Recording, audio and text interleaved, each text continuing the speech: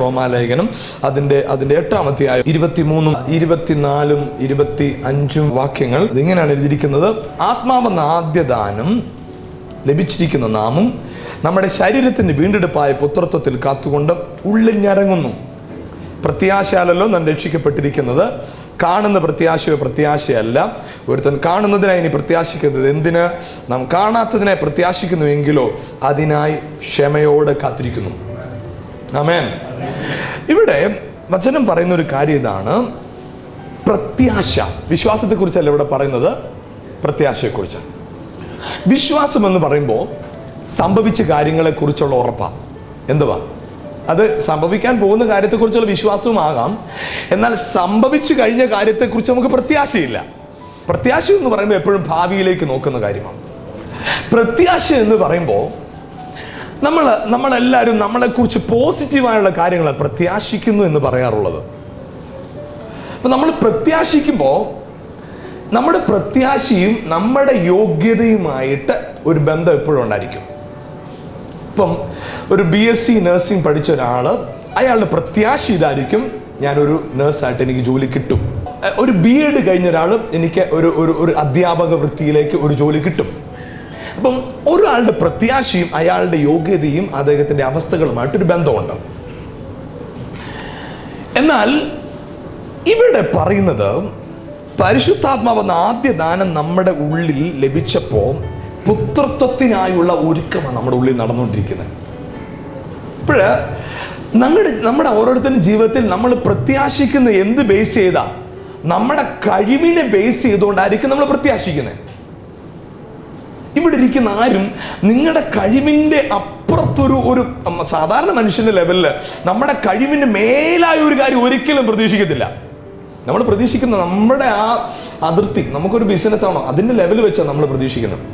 അപ്പോൾ മനുഷ്യൻ്റെ പ്രത്യാശയും മനുഷ്യൻ്റെ കഴിവുമായിട്ട് ഒരു ബന്ധമുണ്ട്. എന്നാൽ ഇവിടെ പ്രത്യാശയെക്കുറിച്ച് പറയുന്നതിന് തൊട്ടു മുമ്പ് പറയുന്നൊരു വാക്കിതാണ്: പുത്രത്വത്തിൻ്റെ ആത്മാവ് എൻ്റെ ഉള്ളിൽ പകർന്നിരിക്കുക. അപ്പോൾ ഇന്ന് ഞാൻ പ്രത്യാശിക്കുന്ന പ്രത്യാശയുടെ യോഗ്യത എൻ്റെ ക്വാളിഫിക്കേഷൻ അല്ല, എൻ്റെ പുത്രത്വം. ഇന്ന് ഞാനൊരു കാര്യത്തെ ആഗ്രഹിക്കുന്നെങ്കിൽ ആ ആഗ്രഹത്തിന് പുറകിലെ എൻ്റെ യോഗ്യത എന്നാണെന്നറിയാമോ? ഞാൻ ദൈവത്തിൻ്റെ പൈതലാന്നുള്ളതാണ്. അപ്പോൾ ഏറ്റവും വലുതാണ് നമ്മൾ മെയിനായിട്ട് പറയേണ്ടത്. ഇപ്പം നമ്മളൊന്ന് സങ്കല്പിച്ചാൽ നമുക്ക് പണ്ട് കാലത്തെ സ്ഥിതി വെച്ച് പറയുന്നതാ: SSLC, PDC, degree, post graduation, PhD, doctorate.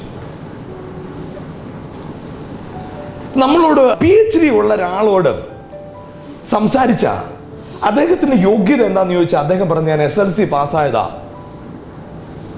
എന്നായിരിക്കും പറയുന്നത്. അദ്ദേഹം എപ്പോഴും സ്വയം ഇൻട്രൊഡ്യൂസ് ചെയ്യുമ്പോൾ ഏതേ പറയത്തുള്ളൂ, തനിക്ക് പറയാനുള്ള ഏറ്റവും മെയിൻ. അദ്ദേഹത്തിന്റെ കയ്യിൽ SSLC സർട്ടിഫിക്കറ്റ് ഉണ്ട്, PDCയുടെ ഉണ്ട്, ഡിഗ്രി സർട്ടിഫിക്കറ്റ് ഉണ്ട്, പോസ്റ്റ് ഗ്രാജുവേഷന്റെ കയ്യിലിരിപ്പുണ്ട്. പക്ഷെ ഇതൊന്നും അല്ല അദ്ദേഹം പറയുന്നത്: ഞാൻ ഇന്ന വിഷയത്തിൽ PhD എടുത്ത വ്യക്തിയാണ്. അപ്പോൾ വളരെ ക്വാളിഫൈഡ് ആയിട്ടുള്ള ഒരാൾക്ക് അദ്ദേഹത്തിന് ഏറ്റവും ഉന്നത കാര്യമേ പറയാനുള്ളൂ. ഇന്ന് നിങ്ങൾക്കും എനിക്ക് പറയാനുള്ള ഏറ്റവും വലിയ യോഗ്യത എന്നാണെന്നറിയാമോ? കാറുണ്ട്, വീടുണ്ട്, എനിക്ക് നല്ല മാതാപിതാക്കളുണ്ട്, സഹോദരങ്ങളുണ്ട്.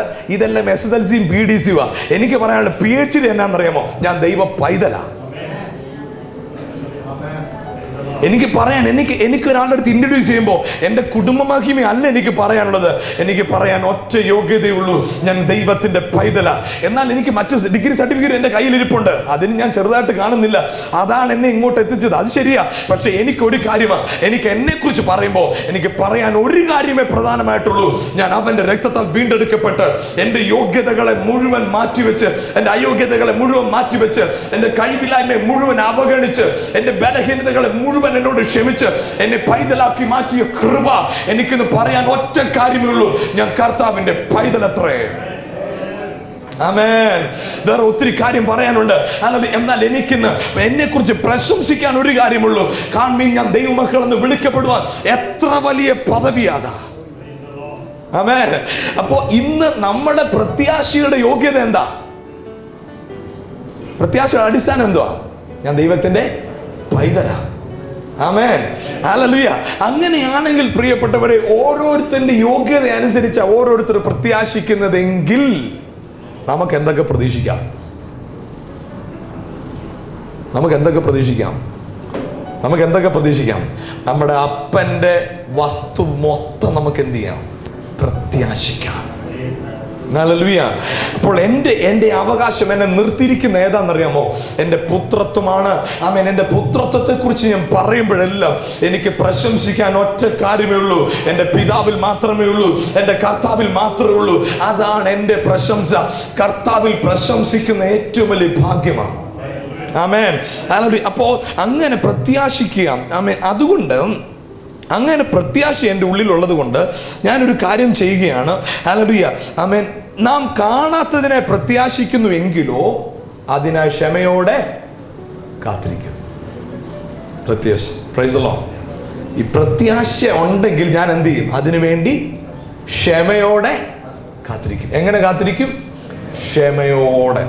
അപ്പം ഇതിനകത്ത് എന്തുണ്ടാകും? ക്ഷമ നശിക്കുന്ന നിലയിലുള്ള ഒത്തിരി കാര്യങ്ങൾ സംഭവിക്കും. അതിന്റെ നടുവിൽ നമ്മൾ ഒരു കാര്യം പറയും, ഹല്ലേലൂയ, എൻ്റെ പ്രത്യാശ കാണുന്നതിലല്ല, കാണാത്തതിലാണ്. ആമേൻ. എന്താ കാണാത്തത്? ഞാൻ ദൈവത്തിന്റെ പൈതലാ. ലോകത്തിന് കണ്ടാൽ മനസ്സിലാകത്തില്ല, പക്ഷെ എനിക്ക് നന്നായിട്ട് അറിയാം. അവനെ കൈക്കൊണ്ടവന്റെ നാമത്തിൽ വിശ്വസിച്ച എൻ്റെ യോഗ്യത, ഞാൻ ദൈവത്തിന്റെ പൈതലാണ്, ദൈവത്തിന്റെ പൈതല.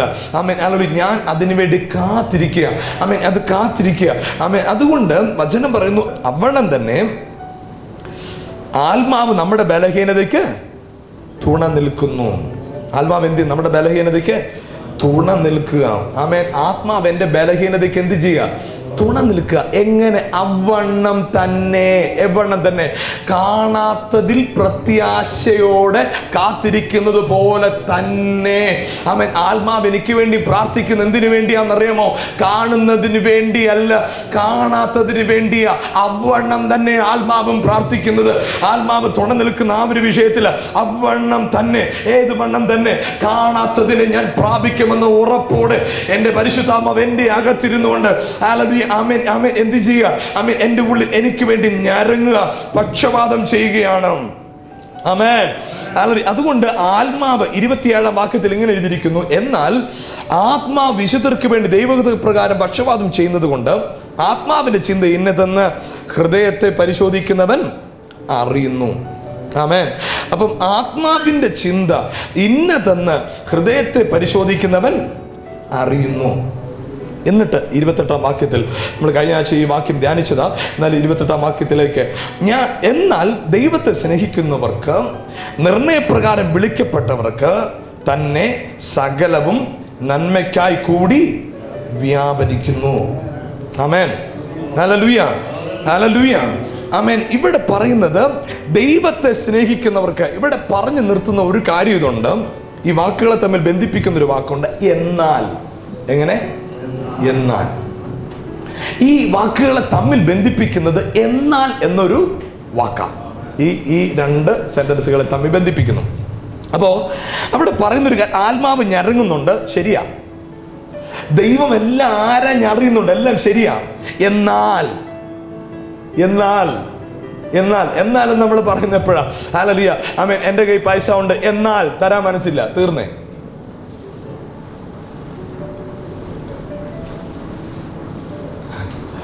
ഹല്ലേലൂയ. അപ്പോ ഇവിടെ എന്നാൽ ഇങ്ങനെല്ലാം, ആമേൻ, ദൈവത്തിന്റെ ആത്മാവ് ഞരങ്ങുന്നു, ഇതെല്ലാം സംഭവിക്കുന്നുണ്ട്. പക്ഷേ ഇതെല്ലാം സംഭവിക്കുമ്പോൾ നിങ്ങളുടെ ഒരു കാര്യം അറിഞ്ഞോണം, നിന്റെ ദൈവത്തിന്റെ ഹൃദയപ്രകാരം വിളിക്കപ്പെട്ട നമ്മുടെ ജീവിതത്തിൽ സകലവും എങ്ങനെയാ തീരുന്നത്? നന്മയ്ക്കായി കൂടി വ്യാപരിക്കുന്നു. എങ്ങനെ? നന്മയ്ക്കായി കൂടി വ്യാപരിക്കുന്നു. അപ്പോ ഏത് അവസ്ഥയിൽ കൂടെ പോയാലും എന്നാൽ ഇത് നന്മയായിട്ട് തീരത്തുള്ളൂ.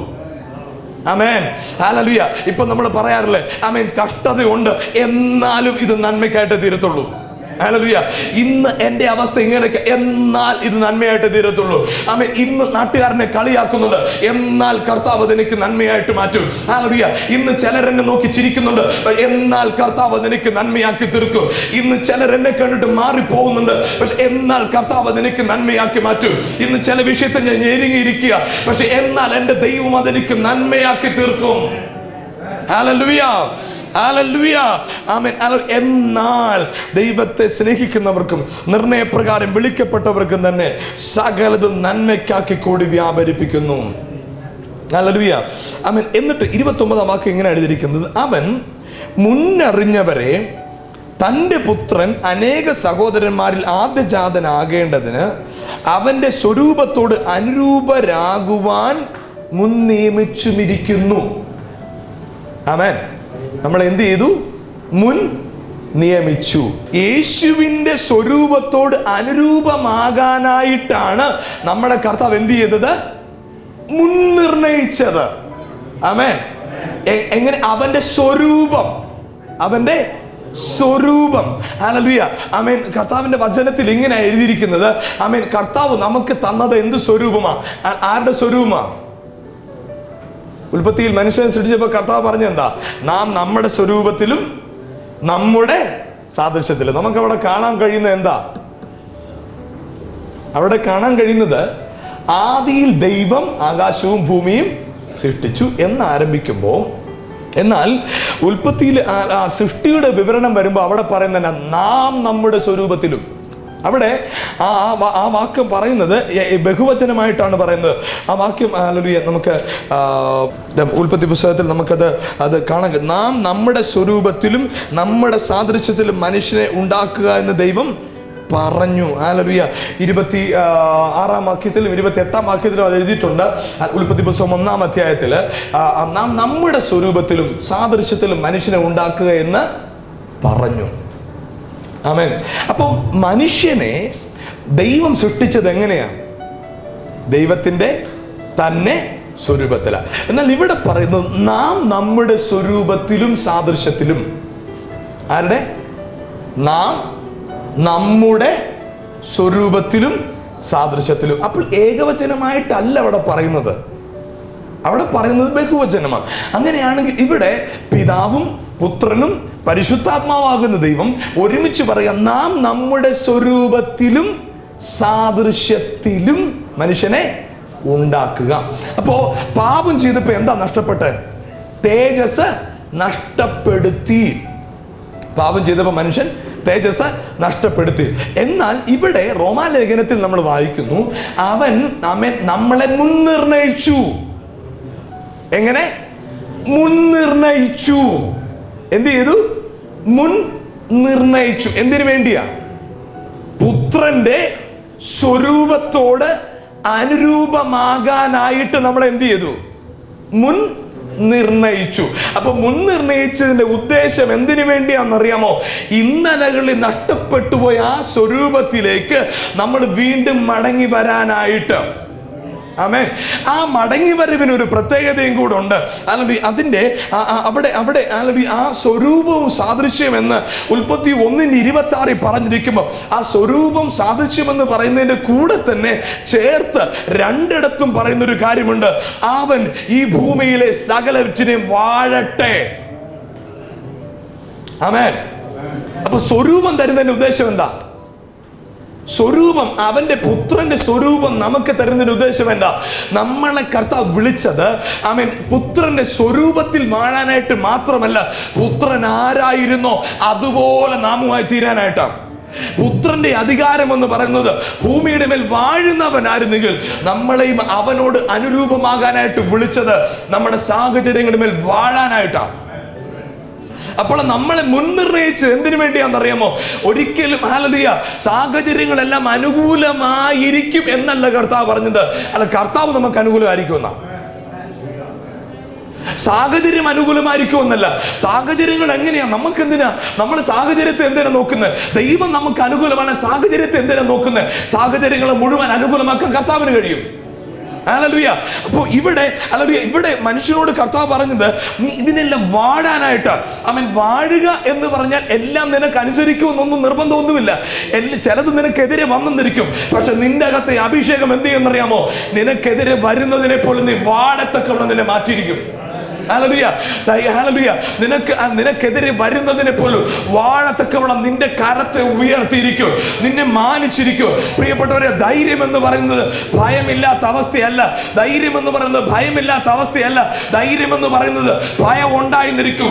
ഭയത്തെ അതിജീവിക്കുന്നതാണ് ധൈര്യം. ഹല്ലേലൂയ.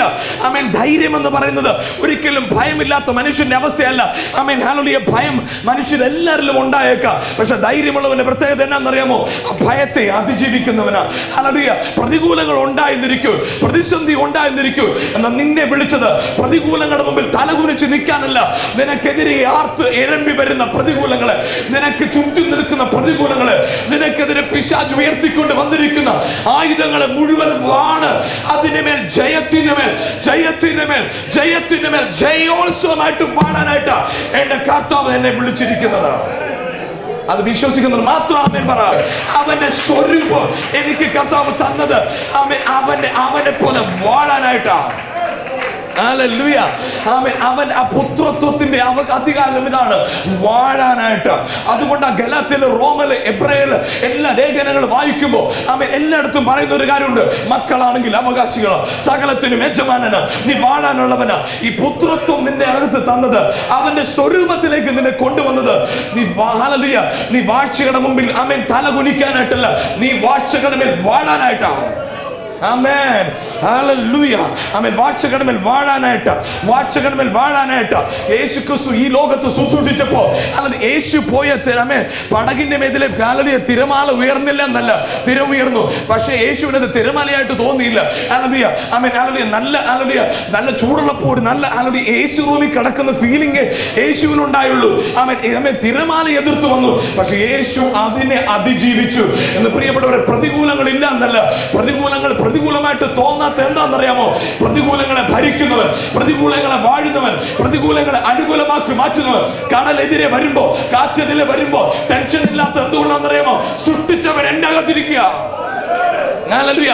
ഉളവാക്കിയവൻ എന്റെ അകത്തിരിക്കുക, പേർ ചൊല്ലി വിളിച്ചവൻ എന്റെ അകത്തിരിക്കുക, സമുദ്രത്തിന് അതിർത്തിയിട്ടവൻ എന്റെ അകത്തിരിക്കുക, സൂര്യനെ വിളിച്ചു വരുത്തിയവൻ എന്റെ അകത്തിരിക്കുക, പ്രതികൂലങ്ങളെ അനുകൂലമാക്കാൻ ശക്തനായവൻ എന്റെ അകത്തിരിക്കുക.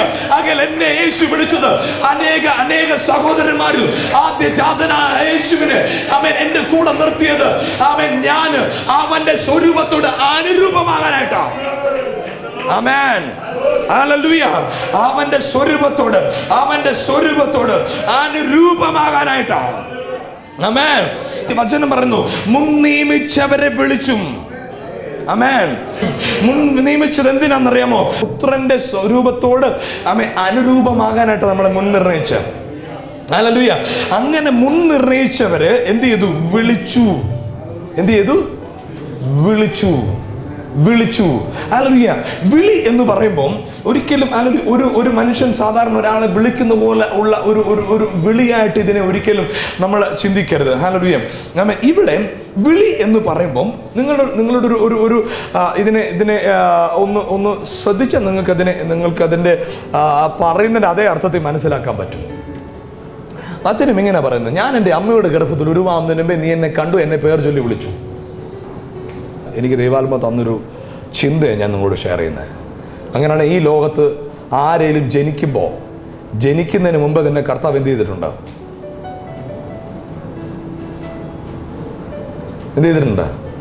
അവനെ വിളിച്ചു. അവൻ വിളിച്ചത് കൊണ്ടാണ് അവൻ അമ്മയുടെ ഗർഭത്തിൽ ഉളവായ.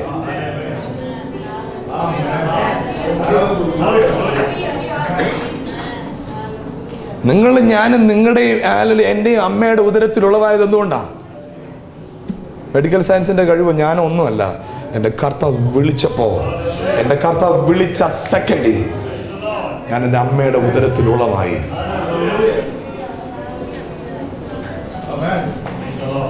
അങ്ങനെയാണെങ്കിൽ ആരെയൊക്കെ വിളിച്ചിട്ടുണ്ട്? പറഞ്ഞേ, ആരെയൊക്കെ വിളിച്ചിട്ടുണ്ട്? ഈ ലോകത്തിൽ ജനിച്ച എല്ലാവരും കർത്താവ് എന്ത് ചെയ്തിട്ടുണ്ട്? വിളിച്ചു. വിളിച്ചു. കർത്താവിന് മതമുണ്ടോ? കർത്താവിന് ജാതിയുണ്ടോ? ഇല്ല. ഇപ്പം അങ്ങനെ കർത്താവ് എല്ലാവരെയും വിളിച്ചു, എല്ലാവരെയും വിളിച്ചു. ആമേൻ. വിളിച്ചവരെ കർത്താവ് എന്ത് ചെയ്യുന്നറിയാമോ? നീതീകരിച്ചു. വിളിച്ചവരെ കർത്താവ് എന്ത് ചെയ്തു? നീതീകരിച്ചു. ആമേൻ. യേശു കർത്താവ് വിളിച്ചെല്ലാവരും നീതീകരിച്ചു. നീതീകരിച്ചു. എല്ലാവരും കർത്താവ് നീതീകരിച്ചു. ഈ ലോകത്തുള്ള സകലരുടെ പാപത്തിന്റെ ശിക്ഷയും ക്രൂശിൽ യേശുവിന്റെ ഒരു തുള്ളി രക്തത്തിന് മാറ്റാൻ കഴിയുമായിരുന്നു. അങ്ങനെയാണെങ്കിൽ പ്രിയപ്പെട്ടവരെ, ഈ ലോകത്തിൽ ഇന്ന് ജീവനിരിക്കുന്ന ഒരു വ്യക്തിയുടെ പോലും പാപത്തിന്റെ കണക്ക് പിശാചിന് ചുമത്താൻ അധികാരമില്ല, മനുഷ്യൻ ഏറ്റു പറയാത്തിടത്തോളം.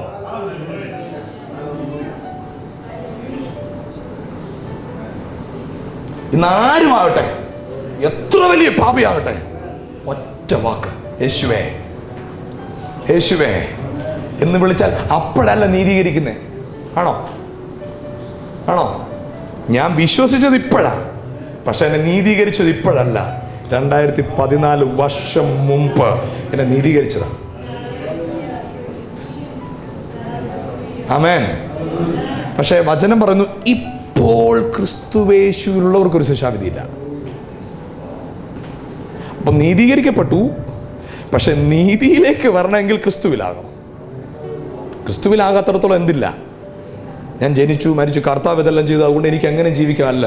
ഒരുവൻ ക്രിസ്തുവിലാകുമ്പോഴാണ് ആ നീതി അവനിൽ വെളിപ്പെടുന്നത്. ആമേൻ. അപ്പോ വിളിച്ചവരെ കർത്താവ് എന്ത് ചെയ്തിരിക്കുക? നീതീകരിച്ചു. നീതീകരിച്ചവരെ തേജസ്കരിച്ചു. ആമേൻ. അപ്പോ മുൻ നിർണയിച്ചവരെ വിളിച്ചു, വിളിച്ചവരെ നീതീകരിച്ചും നീതീകരിച്ചവരെ തേജസ്കരിക്കുകയും ചെയ്തിരിക്കുക. ആമേൻ. ഹല്ലേലൂയ. എന്തിനാ തേജസ്കരിച്ചെന്ന് പറയുന്നത്? റീസൺ എന്നാണെന്നറിയാവോ? പാപം ചെയ്തപ്പോൾ എന്താ എനിക്ക് നഷ്ടപ്പെട്ടെ? തേജസ്. നീതീകരിച്ചപ്പോൾ എനിക്ക് എന്ത് കിട്ടി? നഷ്ടപ്പെട്ട തേജസ് തിരിച്ചു കിട്ടി. Praise the Lord. ഹല്ലേലൂയ. ഈ തേജസിന്റെ പ്രത്യേകത എന്നാണെന്നറിയാമോ? തേജസിന്റെ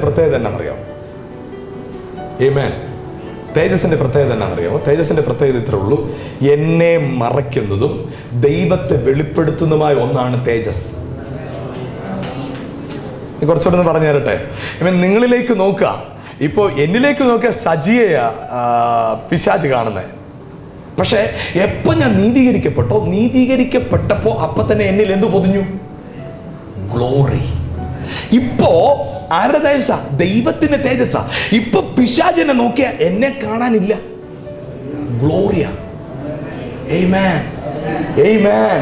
ഈ മഹത്വത്താൽ പൊതിയപ്പെട്ട ഞാൻ നടന്നു പോകുന്നിടത്തെല്ലാം നിഴല് തട്ടി അത്ഭുതം നടക്കും. ഭൂതങ്ങൾ ഓടും. ഞാൻ ചെയ്യുന്നതെല്ലാം അനുഗ്രഹിക്കപ്പെടും. കാരണം എന്നാന്നറിയാമോ? ഹല്ലേലൂയ. ഈ തേജസ് എന്റെ മേൽ വന്ന ഉടനെ ഞാൻ ഇല്ലാതായിട്ട് മാറി. ഈ തേജസ് നിങ്ങൾ വാഴുന്നെങ്കിലുള്ള ഗുണം എന്നാന്നറിയാമോ? നിങ്ങൾ നിങ്ങളെക്കുറിച്ച് ചിന്തിക്കത്തില്ല. ആദം എപ്പോഴാ സ്വന്തം ചിന്തയിലേക്ക് വന്നേ? തേജസ് നഷ്ടപ്പെട്ടപ്പോൾ മുതലാ. അതിനു മുമ്പ് എന്ത് ചിന്തയില്ല? സ്വന്തത്തെക്കുറിച്ച് ചിന്തയേയില്ല. എപ്പോഴാ ചിന്ത വന്നേ? തേജസ് നഷ്ടപ്പെട്ടപ്പോ. ആമേൻ. അപ്പൊ തേജസ് വന്നാൽ എന്തുണ്ടാവും? എന്റെ ചിന്ത നഷ്ടപ്പെടും. എനിക്ക് എന്നെ കുറിച്ചുള്ള ചിന്ത നഷ്ടപ്പെടും. അപ്പൊ തേജസ് പ്രാപിക്കാനായിട്ട് നിങ്ങളെ ഞാനൊന്ന് ഫോഴ്സ് ചെയ്യുക. എന്തിനാണെന്നറിയാമോ? തേജസ് വന്നാലുള്ള ഗുണം, നിങ്ങൾക്ക് നിങ്ങളെ കുറിച്ചുള്ള ചിന്തയും സംസാരം എല്ലാം നിൽക്കും. അപ്പോഴാ നിങ്ങൾ എന്താ പറയും? നിങ്ങളുടെ BEd ഒത്തവണ്ണം അല്ല നിങ്ങൾ ചിന്തിക്കുന്നത്, നിങ്ങളുടെ BSc ഒത്തവണ്ണം അല്ല നിങ്ങൾ ചിന്തിക്കുന്നത്. നിങ്ങൾ ചിന്തിക്കുന്നത് നിങ്ങളുടെ പുത്രത്വത്തിനൊത്തവണ്ണം ചിന്തിക്കാൻ തുടങ്ങും. ഈ പുത്രത്വത്തിന് ഗുണം എന്നാ? ഈ പുത്രത്വത്തിന്റെ ഒരൊറ്റ ഗുണം എന്താന്ന് വെച്ചാൽ, അല്ലെങ്കിൽ നിങ്ങൾ ഇന്നുവരെ ചെയ്ത ബലഹീനതകളെല്ലാം നിങ്ങൾ പാപത്തിൽ മരിച്ചു കിടന്നപ്പോൾ ചെയ്തതാ. പക്ഷെ പുത്രത്വം വന്നപ്പോ നിങ്ങളുടെ ഇന്നലത്തെ പാപത്തിന്റെ ശിക്ഷയെല്ലാം ക്രൂശിൽ ചുമന്ന് തീർത്ത് പുത്രത്വത്തിന്റെ ആ പുത്രത്വത്തോട് അനുരൂപമായതോടുകൂടി ഇനി നിങ്ങളുടെ മേൽ ശിക്ഷയില്ല. Amen. Amen. Amen. Amen. ഈ ശിക്ഷ ഇല്ലാത്തത് കൊണ്ട് പാപം ചെയ്യാനുള്ള തൻ്റെ ഇടമാണോ ഉണ്ടാകുന്നത്? പാപം ചെയ്യാതിരിക്കാനുള്ള കൃപയാണോ ഉണ്ടാകുന്നത്? പാപം ചെയ്യാതിരിക്കാനുള്ള കൃപയാണ് ഉണ്ടാകുന്നത്. എന്താ കാര്യം? ഈ തേജസ് ഇല്ലായിരുന്നെങ്കിൽ എനിക്ക് എന്ത് ചെയ്യായിരുന്നു? എനിക്ക് ഇഷ്ടമുള്ള വഴി പോകായിരുന്നു. പക്ഷെ ഇപ്പൊ എന്നെ കവർ ചെയ്ത് നിർത്തിയിരിക്കുന്ന ഗ്ലോറിയാ. ഈ ഗ്ലോറിയിൽ ഞാൻ കവർ ചെയ്ത് നിൽക്കുന്നതുകൊണ്ടാണ് എനിക്ക് പാപം ചെയ്യാനൊരു അസ്വസ്ഥത. ഈ ഗ്ലോറി, ഈ മഹത്വം, തേജസ് നമ്മളിൽ വീഴുന്നതിന് മുമ്പ് വരെയുള്ള പ്രശ്നം എന്താണെന്നറിയാമോ? അല്ലെങ്കിൽ തേജസ് കിട്ടുന്നതിന് മുമ്പ് വെള്ളം അടിച്ചില്ലെങ്കിൽ അസ്വസ്ഥത. ഈ തേജസ്സിലേക്ക് വന്നു കഴിഞ്ഞാൽ അതിനെക്കുറിച്ച് ചിന്തിക്കുമ്പോൾ തന്നെ ഒരു അസ്വസ്ഥത ഉണ്ടാകാൻ തുടങ്ങും. ആമേൻ. അതിനെക്കുറിച്ച് ചിന്തിക്കുമ്പോൾ തന്നെ എന്തുണ്ടാകും? ഒരു അസ്വസ്ഥത ഉണ്ടാകാൻ തുടങ്ങും. Praise the Lord. അപ്പോൾ ഹല്ലേലൂയ. ഇവിടെ വചനം പറയുന്നത് എന്നെ അവന്റെ ആമേൻ സാദൃശ്യത്തോട് അനുരൂപമാക്കാനായിട്ട് എന്നെ മുൻ നിയമിച്ച്. ആമേൻ. എന്നിട്ട് വചനം പറയുന്നു, ഇത് സംബന്ധിച്ച് നാം എന്തു പറയേണ്ടു? ഏത് സംബന്ധിച്ചാ? നമ്മുടെ കഴിവ് സംബന്ധിച്ചല്ല, നമ്മുടെ ബലം സംബന്ധിച്ചല്ല, നമ്മൾക്ക് വീണ നീതി സംബന്ധിച്ച്, ഈ നീതിയിലൂടെ കിട്ടിയ മഹത്വം സംബന്ധിച്ച്. ഈ നീതി എൻ്റെ മേലേക്ക് വന്നതോടുകൂടെ ഞാൻ എൻ്റെ അവസ്ഥ കംപ്ലീറ്റ് ആയിട്ട് മാറി, എൻ്റെ സ്ഥിതി കംപ്ലീറ്റ് ആയിട്ട് മാറി. ഈ നീതി എൻ്റെ മേൽ വന്നത് കൊണ്ട് അല്ലെങ്കിൽ എൻ്റെ ജാതിയോ എൻ്റെ മതമോ ഇവിടെ കർത്താവ് ചോദിക്കുന്നില്ല. യേശുവിൻ്റെ പുത്രത്വത്തിൽ, യേശുവിലുണ്ടായിരുന്ന പുത്രത്വത്തോട് അനുരൂപമാകാനായിട്ട് ഞാൻ സമർപ്പിച്ചപ്പോൾ മുതൽ ഞാൻ നീതീകരിക്കപ്പെട്ടിരിക്കുക. നീതീകരിക്കപ്പെട്ട എന്നെ സംബന്ധിച്ച് ഇനി എന്ത് പറയേണ്ടു? ആമേൻ. ദൈവം നമുക്ക്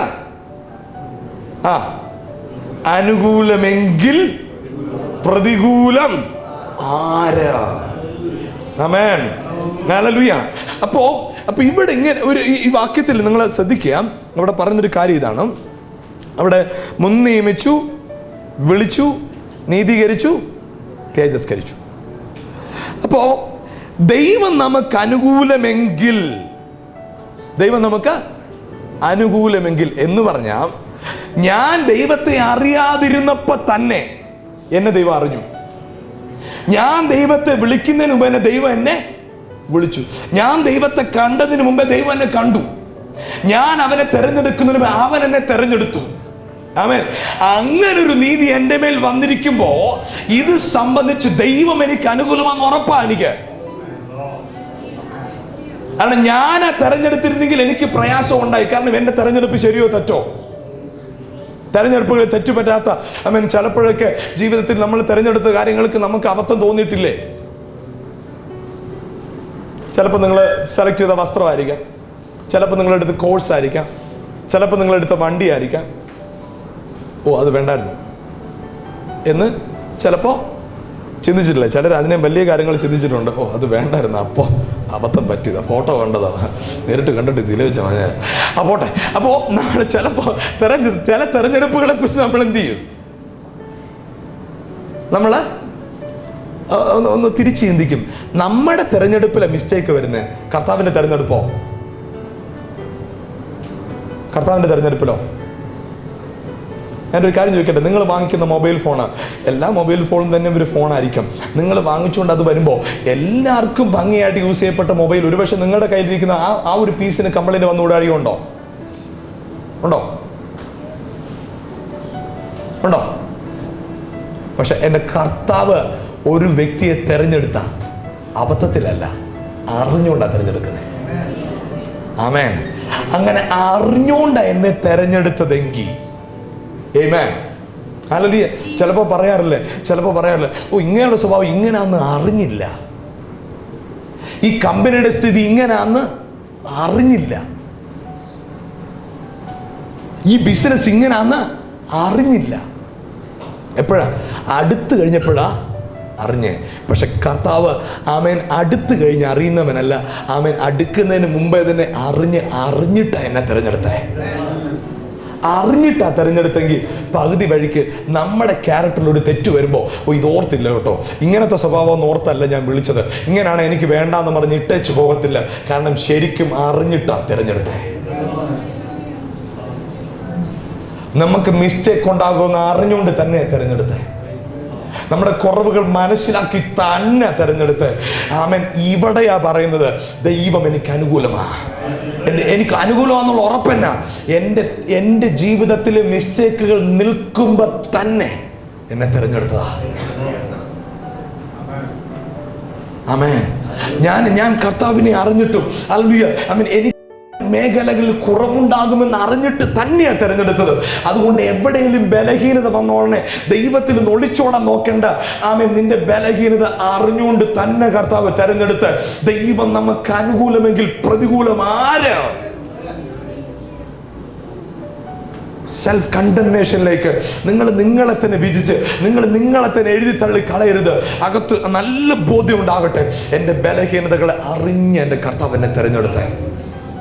ആമേൻ. Hallelujah, hallelujah. ആമേൻ. ബലഹീനതകളെ അറിഞ്ഞുകൊണ്ട് തന്നെ തിരഞ്ഞെടുത്ത്. പ്രിയപ്പെട്ടവരെ, അടുത്ത് പറയുന്ന ഒരു കാര്യം, സ്വന്തം പുത്രനെ ആദരിക്കാതെ നമുക്ക് വേണ്ടി ആമേൻ നമുക്ക് എല്ലാവർക്കും വേണ്ടി ഏൽപ്പിച്ചു തന്നവൻ അവനോടുകൂടെ സകലവും നമുക്ക് നൽകാതിരിക്കുമോ? ആമേൻ.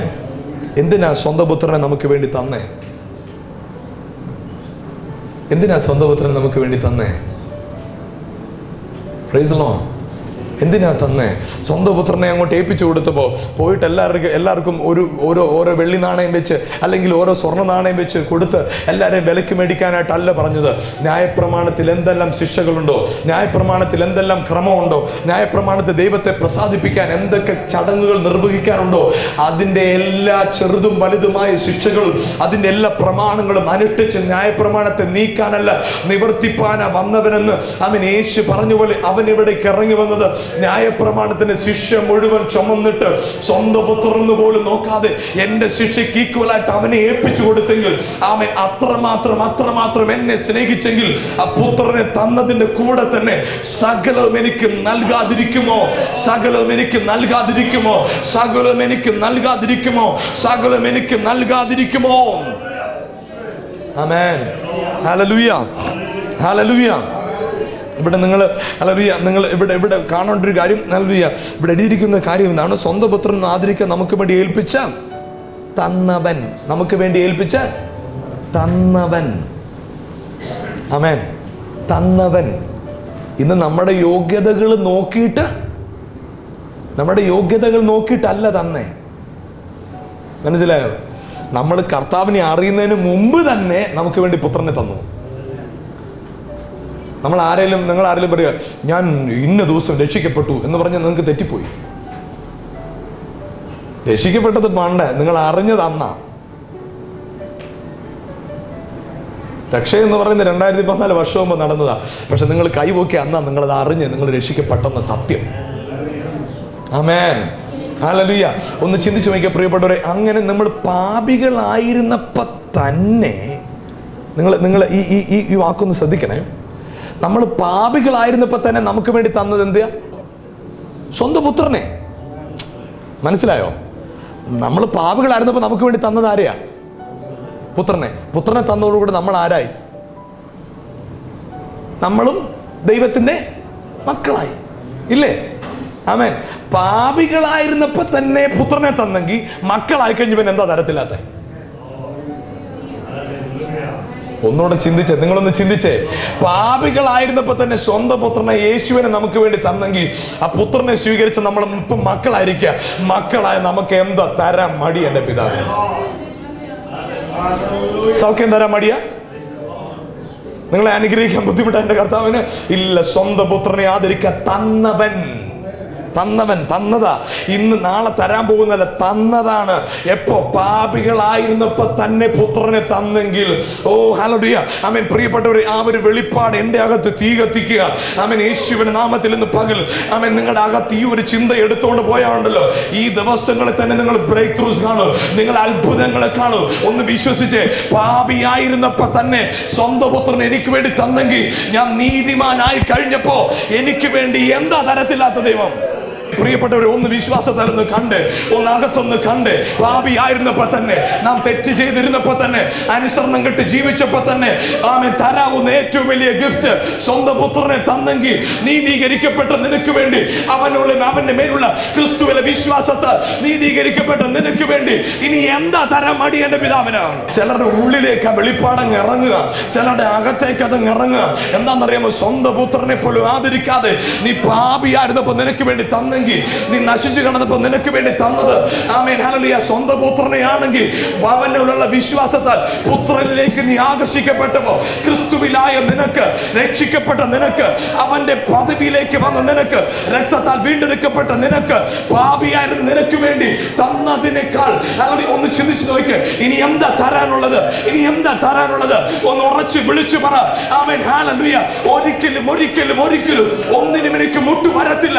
കാരണം ഞാൻ പാപിയായിരുന്നപ്പോ സ്വന്തം പുത്രനെ സ്വന്തം പുത്രനെ സ്വന്തം പുത്രനെ സ്വന്തം പുത്രനെ സ്വന്തം പുത്രനെ ഞാൻ പാപിയായിരുന്നപ്പോ തന്നെ, ഞാൻ തകർന്ന് കിടന്നപ്പോ തന്നെ, ഞാൻ വീണ് കിടന്നപ്പോ തന്നെ, ഞാൻ അശുദ്ധിയിൽ കിടന്നപ്പോ തന്നെ, ഞാൻ പാപത്തിന്റെ ആഴത്തിൽ കിടന്നപ്പോ തന്നെ സ്വന്തം പുത്രനെ എനിക്ക് വേണ്ടി തന്നെങ്കിൽ, സ്വന്തം പുത്രനെ എനിക്ക് വേണ്ടി തന്നെങ്കിൽ നീതീകരിക്കപ്പെട്ട എനിക്ക്. നിങ്ങൾക്ക് എങ്ങനെ ഈ ദൈവസ്നേഹത്തെ ഒന്ന് സങ്കല്പിക്കാൻ പറ്റും? നിങ്ങൾക്ക് എങ്ങനെ വേറൊരാളോട് ഈ ദൈവസ്നേഹത്തെ ഒന്ന് ഡിസ്ക്രൈബ് ചെയ്യാൻ, വിവരിച്ച് പറയാൻ എങ്ങനെ പറ്റും? പറ്റത്തില്ല. വാക്കില്ലതിന്, വാക്കില്ലതിന്. പാപികളായിരുന്നപ്പോ തന്നെ. Oh Jesus hallelujah. അതുകൊണ്ട് ഇന്ന് പകൽ ഇതിനകത്ത് കേട്ടോണ്ടിരിക്കുന്നവരെ, ഈ പ്രോഗ്രാം കണ്ടുകൊണ്ടിരിക്കുന്നവരെ, ഞാൻ നിങ്ങളോട് പറയട്ടെ, നിങ്ങളുടെ ജീവിതത്തിൽ നീ എത്ര വലിയ പാപിയാണെങ്കിലും, എത്ര വലിയ അഴുക്കി കിടക്കുകയാണെങ്കിലും, എത്ര വലിയ തകർച്ച കിടക്കുകയാണെങ്കിലും, നീ ലോകത്തെ അറിയപ്പെടുന്ന പാപിയായിരിക്കാം. പക്ഷേ നീ ഒരു കാര്യം തിരിച്ചറിഞ്ഞോളുക. ആമേൻ, നീ പാപിയായിരിക്കുമ്പോൾ തന്നെ നിനക്ക് വേണ്ടി പിതാവ് തന്ന ഏറ്റവും വലിയ ഗിഫ്റ്റ് സ്വന്തം പുത്രൻ. ഹല്ലേലൂയ. ഇന്ന് നീ വിശ്വസിക്കുമ്പോഴല്ല നീ രക്ഷിക്കപ്പെടുന്നത്. ആമേൻ. രക്ഷയെ നീ ഇന്ന് അറിയുന്നതേ ഉള്ളൂ. നടന്നു കഴിഞ്ഞാ പണ്ടേ. അത് അക്സെപ്റ്റ് ചെയ്യാമെങ്കിൽ, അത് സ്വീകരിക്കാമെങ്കിൽ ഇന്ന് നിങ്ങളുടെ ജീവിതത്തിന് നിലമാറുക. ഓ എന്തൊരു വചനമാ, എന്തൊരു ദൈവവചനാണിത്. എനിക്ക് സ്വന്തം പുത്രനെ ആദരിക്കാൻ നമുക്ക് വേണ്ടി തന്നവൻ നേരത്തെ തന്നതാ. എപ്പോ? പാപിയായിരുന്നപ്പോ തന്നു. പാപിയായിരുന്നപ്പോ തന്നെ, അനുസരണം കെട്ട് കിടന്നപ്പോ തന്നെ. ഓ, സ്വന്തം പുത്രനെ തന്നെ. ഇനി എന്തിനാ കുറവാ? Praise God. എല്ലാവർക്കും ദൈവസന്നിധിയിൽ എഴുന്നേൽക്കാം. ഇന്ന് നിന്റെ ജീവിതത്തിനകത്ത് ചില തകർച്ചകൾ നീ കണ്ടുകൊണ്ടിരിക്കുകയാണെങ്കിലും, ഇന്ന് നിനക്ക് പുറത്താരോടും പറയാൻ പറ്റത്തില്ലാത്ത നിലയിൽ, ഓ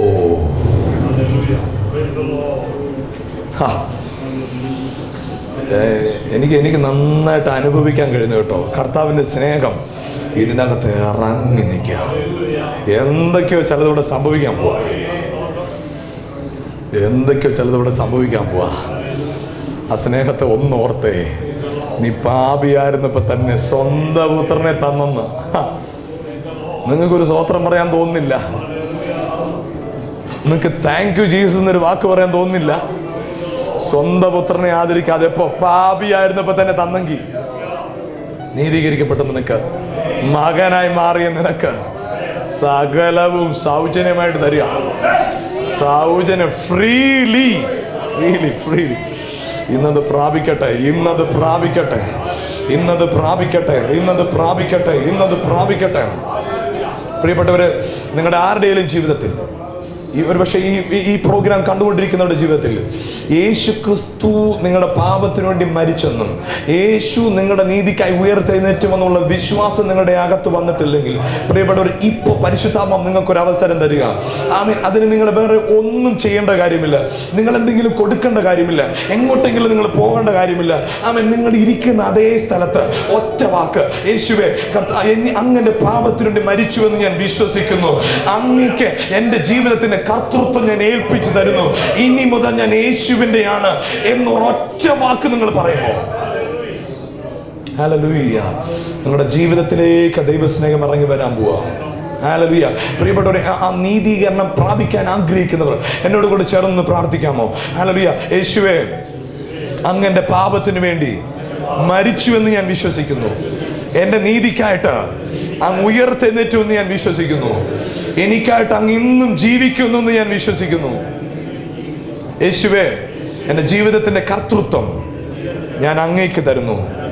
ഇന്നു മുതൽ ഞാൻ അങ്ങയുടേതാണ്. യേശുവിൻ നാമത്തിൽ പിതാവേ, ആമേൻ. നിങ്ങളുടെ ജീവിതത്തിന്റെ കർത്തൃത്വം യേശു ഏറ്റെടുത്തിരിക്കുക. ഇതൊരു ചടങ്ങല്ല. നിങ്ങൾ വിശ്വസിച്ച് ഏൽപ്പിച്ചു കൊടുക്കുന്നെങ്കിൽ ജീവിതത്തിന് നിലം മാറാൻ പോവുക. ഒരു നിമിഷം എല്ലാവരും കണ്ണുകൾ അടയ്ക്കാമോ? ഒരു നിമിഷം പ്രാർത്ഥിക്കാം. നിങ്ങളുടെ വിഷയം എന്ത് തന്നെയാകട്ടെ, നിങ്ങൾ ഇത്ര മാത്രം ചിന്തിച്ചാൽ മതി. ഇത്ര മാത്രം ചിന്തിച്ചാൽ മതി.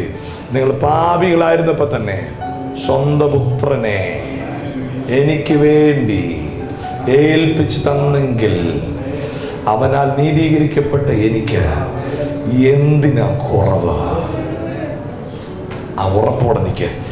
കർത്താവെ, ഞങ്ങൾ ഒരുമിച്ച് പ്രാർത്ഥിക്കുന്നു. കർത്താവെ, ഇന്ന് ഈ വചനം കേൾക്കുമ്പോൾ തന്നെ, ഈ പ്രോഗ്രാം കണ്ടുകൊണ്ടിരിക്കുമ്പോൾ തന്നെ കർത്താവെ, പിശാച് ഏതൊക്കെ മേഖലകൾ പാപത്തിൻ്റെയോ ശാപത്തിൻ്റെയോ ചങ്ങലകളിൽ ജനത്തെ വരിഞ്ഞു മുറുക്കി വെച്ചിരിക്കുന്നെങ്കിൽ യേശുവിൻ്റെ നാമത്തിൽ നീതി ബോധത്താൽ അതിനെ ജയിക്കട്ടെ ജനം ഇപ്പോൾ തന്നെ. കർത്താവേ, ആ രോഗശക്തികൾ അഴിഞ്ഞു മാറട്ടെ. ശരീരത്തിലെ മുഴകൾ അപ്രത്യക്ഷമാകട്ടെ. ഇത് കണ്ടുകൊണ്ടിരിക്കുമ്പോൾ തന്നെ പാരലൈസ്ഡ് ആയിട്ടുള്ള ആളുകൾ എഴുന്നേറ്റ് നടക്കട്ടെ. ആമേൻ. ജന്മന കുരുടായിരിക്കുന്ന കണ്ണുകൾ തുറക്കട്ടെ. ആമേൻ. അന്ധമായിരിക്കുന്ന ആമേൻ അടഞ്ഞിരിക്കുന്ന ചെവികൾ തുറക്കട്ടെ. കെട്ടപ്പെട്ട നാവുകൾ തുറക്കട്ടെ. ആമേൻ. തകർന്നിരിക്കുന്ന കിഡ്നികൾ പ്രവർത്തിച്ചു തുടങ്ങട്ടെ. ഹല്ലേലൂയ. ആമേൻ. ഹാർട്ടിന്റെ ബ്ലോക്കുകൾ മാറിപ്പോകട്ടെ. അലർജികൾ സൗഖ്യമാകട്ടെ. യേശുവിന്റെ നാമത്തിൽ പ്രഷറുകൾ നോർമൽ ആകട്ടെ. ക്യാൻസറുകൾ സൗഖ്യമാകട്ടെ. രോഗങ്ങൾ സൗഖ്യമാകട്ടെ. തളർന്നിരിക്കുന്ന ശരീരങ്ങളിൽ ബലം പ്രാപിക്കട്ടെ യേശുവിന്റെ നാമത്തിൽ.